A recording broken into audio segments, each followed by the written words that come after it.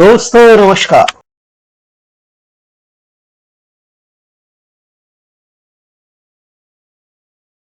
जवाहर नवोदय विद्यालय चयन परीक्षा कक्षा 9वीं मार्गदर्शन में आप सभी छात्र एवं छात्राओं का और समस्त अभिभावकों का हार्दिक स्वागत है। जवाहर नवोदय विद्यालय कक्षा 9 में प्रवेश का एक सुनहरा अवसर जिसका ऑनलाइन रजिस्ट्रेशन शुरू हो चुका है। इसकी अंतिम तिथि 31/10/2023 है।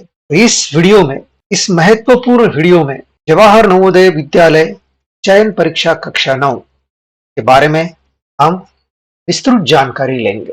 Online applications are invited from eligible candidates for admission to class 9 only against the vacant seats likely to be available in JNVs during the academic year 2024-2025।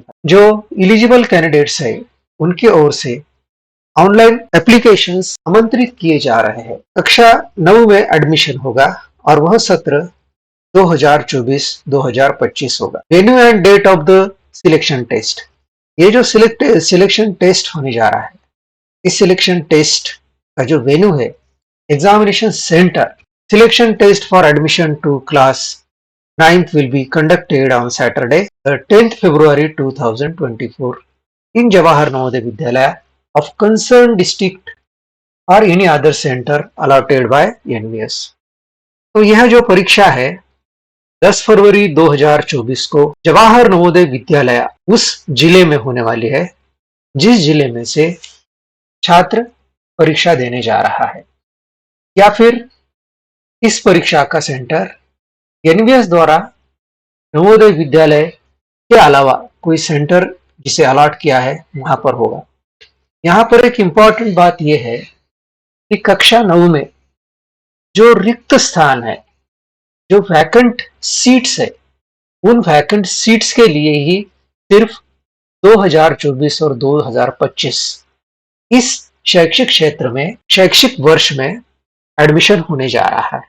कौन से कैंडिडेट्स एलिजिबल है, कौन से कैंडिडेट्स इस परीक्षा देने के लिए पात्र है, इसके बारे में हम देखेंगे।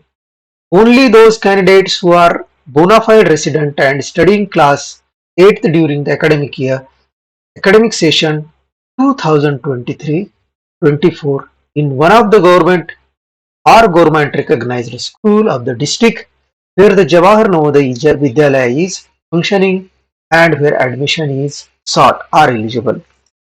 तो यह परीक्षा देने के लिए वही छात्र पात्र है जो एकेडमिक सेशन 2023-2024 में कक्षा 8 में गवर्नमेंट या फिर गवर्नमेंट रिकॉग्नाइज्ड स्कूलों में पढ़ रहे हैं, उस गवर्नमेंट या गवर्नमेंट रिकॉग्नाइज्ड स्कूल में पढ़ रहे हैं जिस जिले में नवोदय विद्यालय स्थित है, जो जिले में नवोदय विद्यालय चल रहा है। इस परीक्षा के माध्यम से 2024-2025 में कक्षा 9 में जो रिक्त स्थान है, उस रिक्त स्थानों पर उसी जिले के नवोदय विद्यालय में प्रवेश मिलेगा। Candidate appearing for the admission test must qualify और pass class 8 in the academic session 2023-24 from a government or government recognized school in the district where she is seeking admission। कक्षा 8 में 2023-2024 ये जो एकेडमिक सेशन है, इस academic session में उस छात्र या छात्रा को कक्षा 8 की परीक्षा उत्तीर्ण होना आवश्यक, वो परीक्षा उत्तीर्ण होना आवश्यक है, और जो एडमिशन टेस्ट होने जा रहा है वो भी एडमिशन टेस्ट पास होना अनिवार्य है। The students who have already passed class 8th in previous academic session are not eligible। 2023-2024 में जो छात्र कक्षा 8वीं में पास हुए हैं, उनको वह छात्र यह परीक्षा देने के लिए पात्र नहीं है। Date of birth of the candidate must be between 1st May 2009 to 31st July 2011, both days inclusive। तो यह परीक्षा देने के लिए उस छात्र या छात्रा का जन्म दिवस 1 मई 2009 से लेकर 31 जुलाई 2011 ये ये डेट्स के बीच में होना चाहिए, या इन दो डेट के ऊपर भी अगर उनका जन्मदिन है तो भी वो एलिजिबल है। This is applicable to all categories of candidates including those who belong to the schedule caste and schedule tribes. अभी यहाँ पर एक महत्वपूर्ण बात यह है कि यहाँ ये जो टेस्ट होने जा रहा है, इस टेस्ट में एससी या एसटी के कैंडिडेट्स जो है उनको किसी भी तरह की एज में छूट नहीं दी है। उनके लिए भी 1 मई 2009 टू 31 जुलाई 2011 इन्हीं डेट में उनका जन्म होना आवश्यक है। Navodaya Vidyalaya Samiti reserves the right to refer any candidate to a medical board for confirmation of the age of the candidates in case any doubt arises about the age on the basis of certificate produced by the candidate before confirmation of admission। अगर किसी भी छात्र के as के बारे में अगर नवोदय विद्यालय समिति को अगर कोई डाउट आता है, नवोदय विद्यालय समिति के पास वह अधिकार है जो कि विद्यार्थी को मेडिकल बोर्ड के सामने उसका एज कंफर्मेशन के लिए प्रस्तुत होना पड़ेगा। Only Indian nationals who are studying class 8th in India are eligible to apply. तो जो इंडियंस है, जो भारतीय है, जो भारत के नागरिक है और जो कक्षा 8 में पढ़ रहे हैं, उन्हीं छात्र छात्राओं को यह परीक्षा के लिए एलिजिबल है, वही परीक्षा दे सकते। रूरल एंड अर्बन कैंडिडेट्स, ग्रामीण और शहरी कैंडिडेट्स किसको माना जाएगा, इसके बारे में देखेंगे। A candidate who is studying class 8th in a school located in rural area will be considered as rural candidate whose candidature will be considered under open and rural quota. तो जो छात्र कक्षा 8 में रूरल एरिया में पढ़ रहा है उसे रूरल कैंडिडेट माना जाएगा और उसको ओपन और रूरल कोटा में एडमिशन मिलेगा।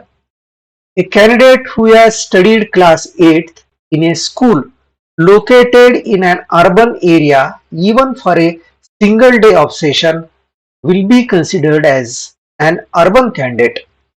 अगर कोई छात्र कक्षा 8 में एक भी दिन अगर अर्बन एरिया में, शहरी एरिया में स्कूल में पढ़ता है, उस कैंडिडेट को, उस छात्र या छात्रा को अर्बन कैंडिडेट माना जाएगा, शहरी कैंडिडेट माना जाएगा।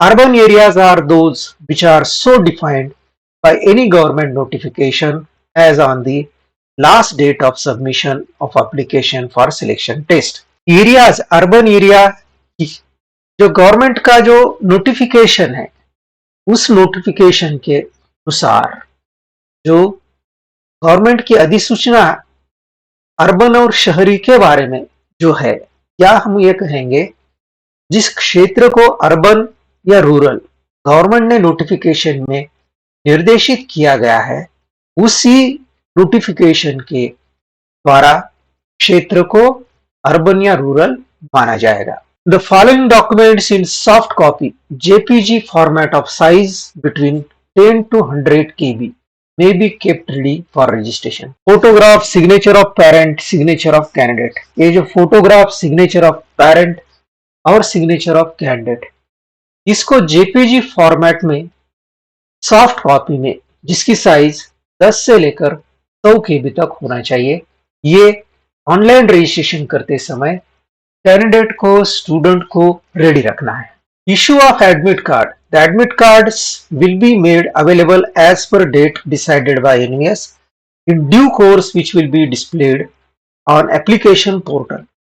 Admit card shall be downloaded free of cost by the candidate parents before the conduct of lateral entry selection test। Application portal जो है, application portal पर admit card जो है, वहां से आप कैंडिडेट या उसके पेरेंट्स को डाउनलोड कर सकते। और दूसरी मैं इंपॉर्टेंट यह बात यहाँ पर कहना चाहूंगा कि ये जो ऑनलाइन रजिस्ट्रेशन है वह बिल्कुल मुफ्त है, इसके लिए कोई शुल्क देने की जरूरत नहीं है। अब यहाँ पर देखेंगे examination, date of examination Saturday 10th February 2024। तो परीक्षा की तिथि जो है शनिवार को 10 फरवरी 2024 को होगी। तो यह परीक्षा 2.5 घंटे की होगी। अगर कोई दिव्यांग छात्र है उसके लिए अलग से 50 मिनट देने का प्रावधान है, लेकिन उसे गवर्नमेंट एक कॉम्पिटेंट अथॉरिटी ने जो सर्टिफिकेट दिया है वो वहां पर प्रोड्यूस करने की जरूरत है। Centre for examination shall be Jawahar Navodaya Vidyalaya of the district concern और any other centre allotted by NVS.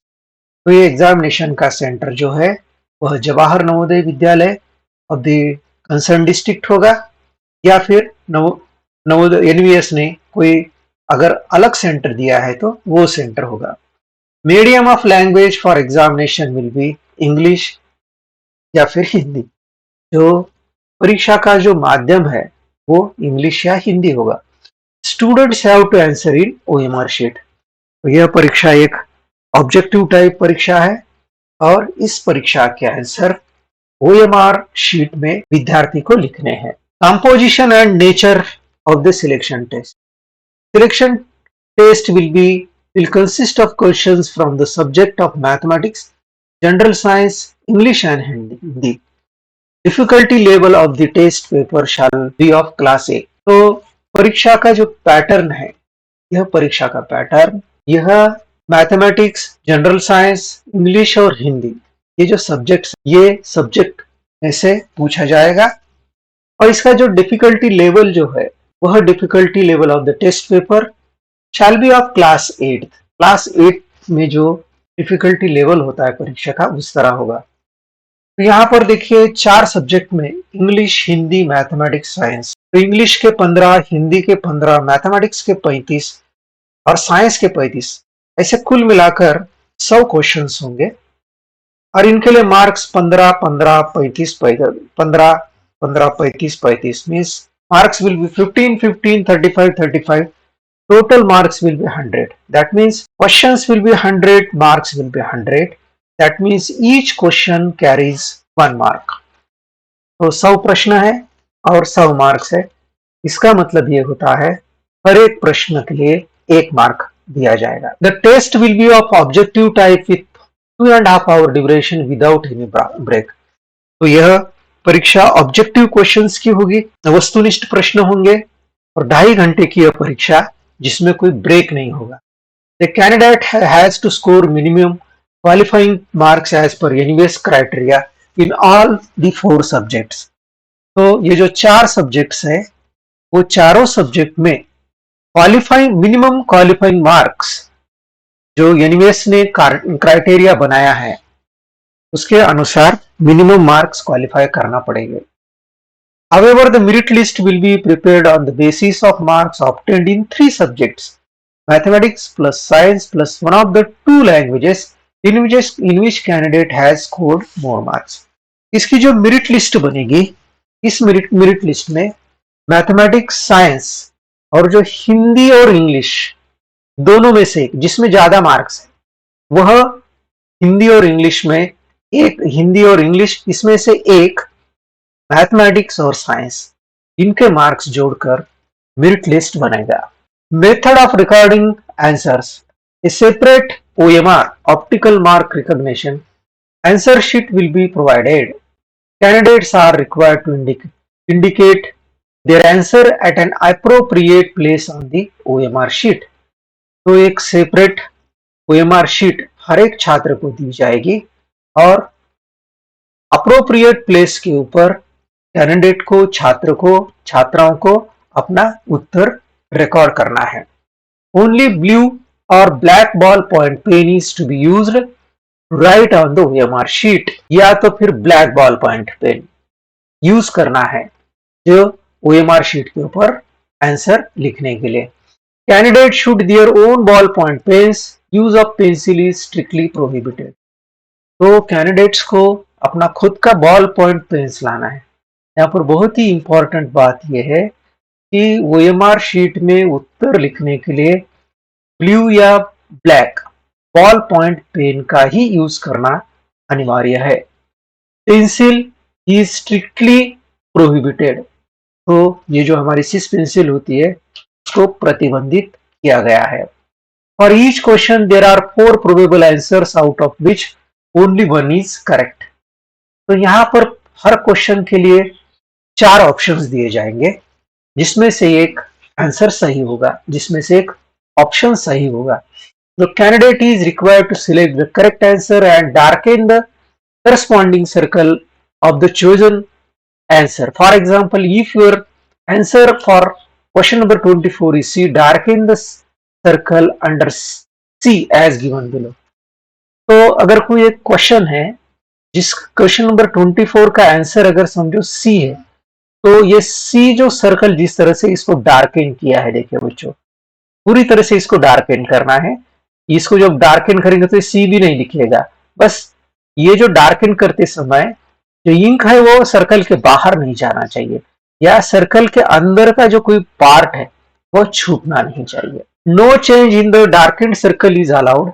Striking, applying white correction fluid and erasing on the OMR sheet is also not allowed. Such answer will not be evaluated.